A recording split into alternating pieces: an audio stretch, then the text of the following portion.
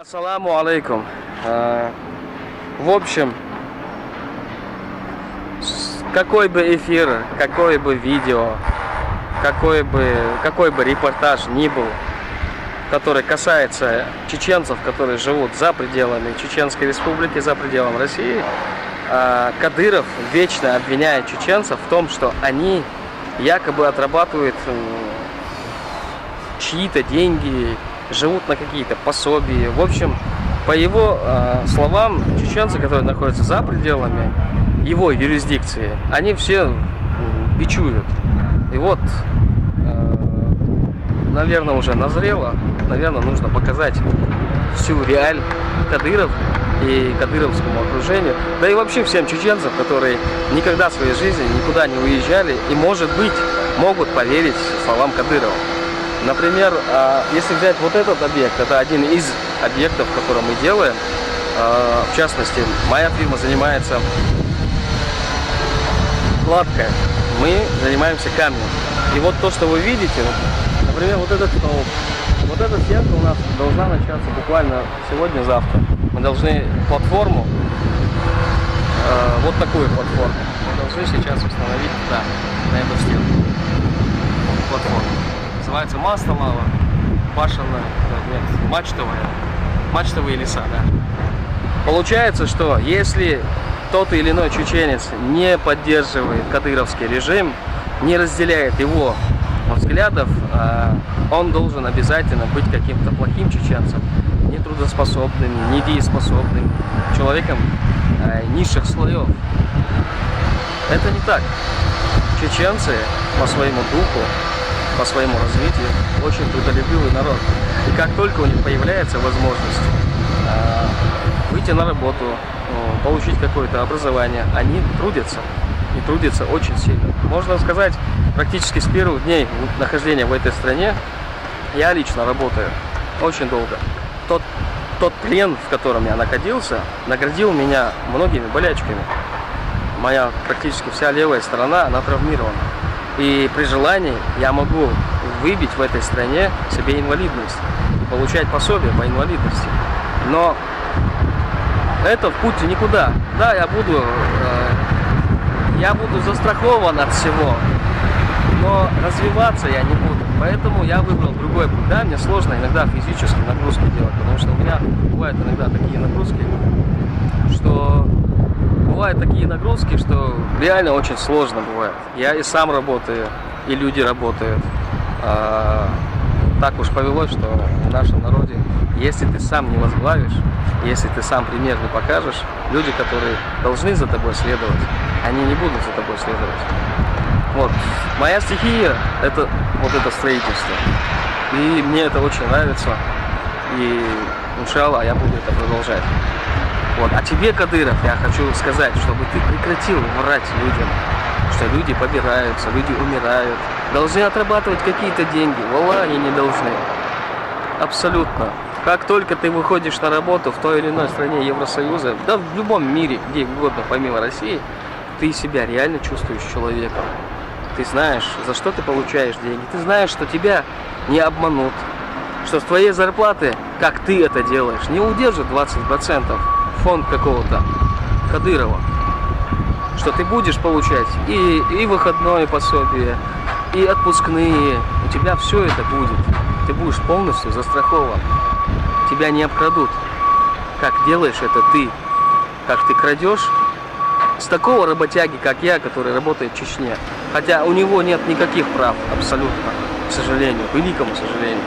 Даже в последнем эфире ты упомянул, что твой фонд самостоятельно возник, самостоятельно развивается, и что деньги он получает за счет каких-то там строительств, какого-то бизнеса. Но мы все прекрасно знаем, за счет чего существует твой фонд. Твой фонд существует за счет федерального бюджета Российской Федерации. Ты не сможешь нам, ни мне, ни кому-нибудь другому, ни даже тем чеченцам, которые живут в Чечне, доказать, что этот фонд независимый. И что все деньги, которые перечисляются на фонд, на счет фонда этого твоего Кадырова, что они абсолютно чистые деньги. Эти деньги Россия выделяет для Чечни. а не до твоего фонда. Тебе надо прекратить унижать чеченский народ, давая ему эти подачки. Чеченцы никогда в жизни, даже когда мы были беженцами в Дагестане, в Ингушетии, даже тогда нам было сложно идти, вставать в очередь и получать гуманитарную помощь. А ты сейчас ставишь на закон, пытаешься узаконить твою подачку, пытаешься сделать так, чтобы чеченцы это считали за долгом чести. Понимаешь? Получать подачки. Валлахи, если это не унижение целого народа, то я не знаю, что такое унижение вообще. Вместо подачек, если ты действительно переживаешь за чеченский народ, ты должен был деньги, которые выделяет Россия, направить на развитие бизнеса, на развитие промышленности, на сельскую хозяйственность, понимаешь? И не должен был курировать каждый бизнес, который находится в Чечне. Не должен был снимать 20, сколько ты там снимаешь? 20, 15, 30%. У кого как. И ты сказал в этом эфире на чеченском языке, то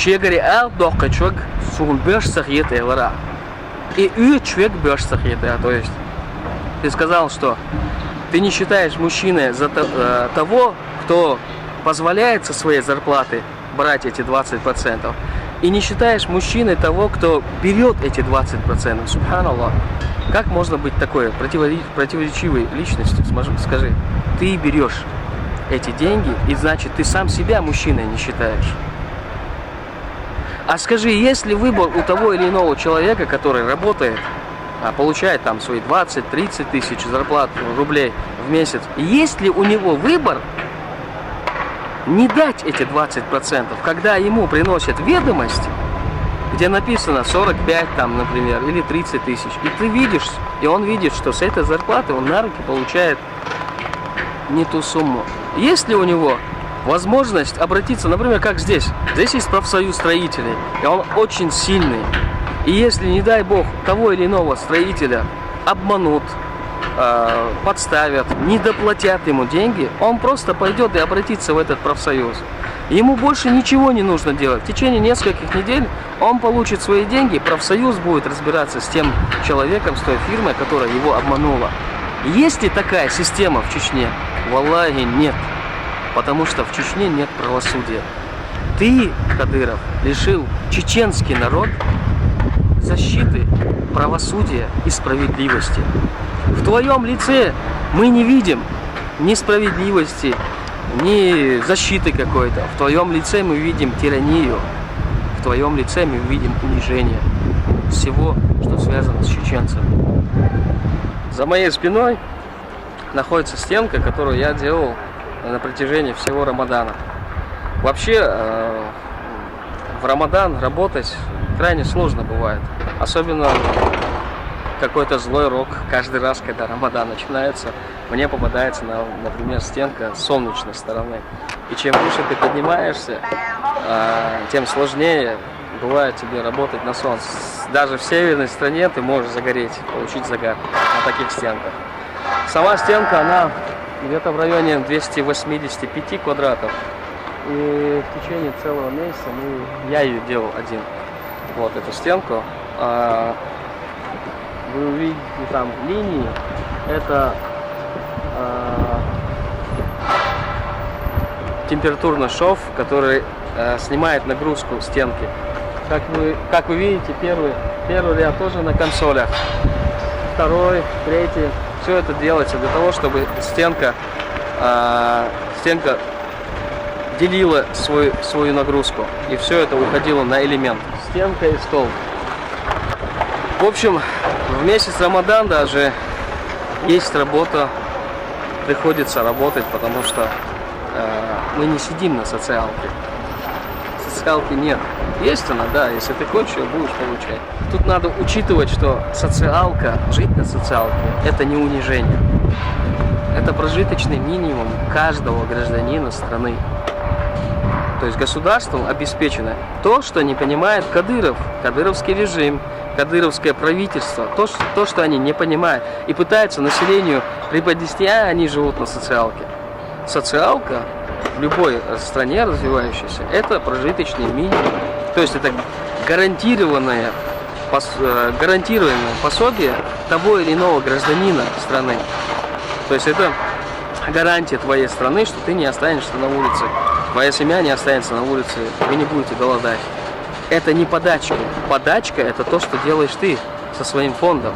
Приносишь эти пакеты, унижаешь гордых, с достоинством чеченцев. Если бы ты уважал чеченский народ, еще раз повторяюсь, если бы у тебя была бы хоть капля уважения к чеченскому народу, ты бы не занимался вот этой лживой благотворительностью, а дал бы чеченцам работать, возможность работать, зарабатывать, быть хозяином своим деньгам, не преклоняться перед кем и не благодарить твой фонд, тебя, за то, что ты даешь эти подачки. Каждый человек бы зарабатывал, и ему деньги приходили бы или на счет, или на руки, ему давали бы деньги. И он бы был бы хозяин этих денег. Соответственно, с гордостью он унес бы эти деньги к себе домой и делал бы все, что он захочет с этими деньгами. Но твой режим заставляет нас, чеченцев, унижаться. Предел этому, иншаллах, будет, но не в твою пользу, не в пользу твоим детям, не в пользу тем людям, которые тебя сейчас окружают. Конец будет очень плачевным, на самом деле. 2,5 года тому назад я был на этой стенке. Вот, в эту стенку тоже мы делали. Вот это. Тогда здесь вообще ничего не было. Вон на той стороне, вот где это? Вот да, вот на той стороне. Нет, вон там. Вон там работали мои ребята. Вот. Они делали там кладку. Вот. И чуть дальше, если пойти, была внутрянка, внутреннюю стену делали мои ребята. То есть получается, что где-то я сам работаю, где-то работают люди от меня. Но я сам люблю работать. Получается, что у меня это в крови. Я потомственный строитель, если можно так назвать, конечно. Хотелось бы несколько слов сказать о тех людях, о чеченцах, которые вынуждены покидать в сегодняшней реалии Чеченскую республику.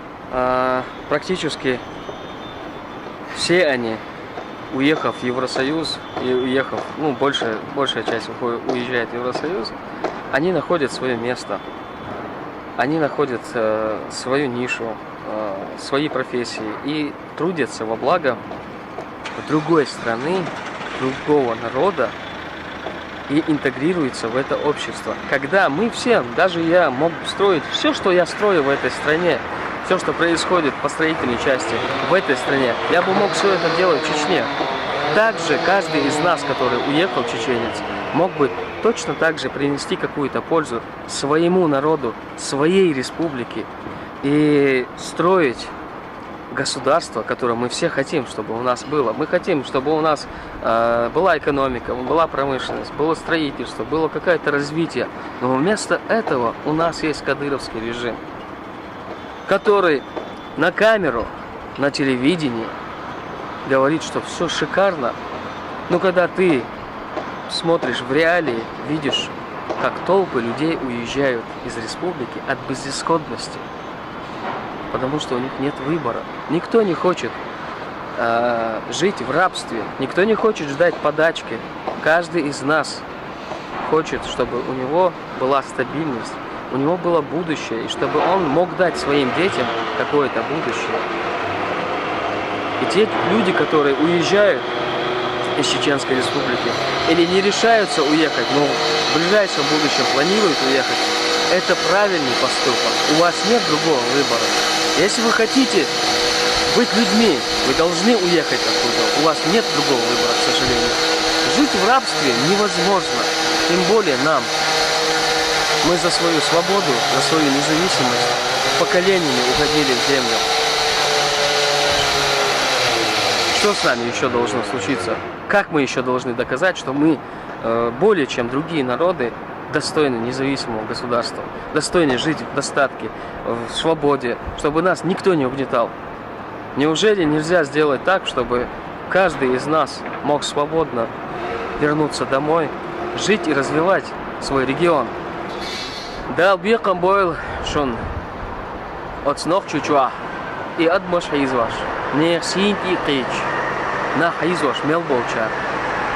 Таган цак бен братсига. Ахмад нир я мелбош. Дал бикам бойл шун масана.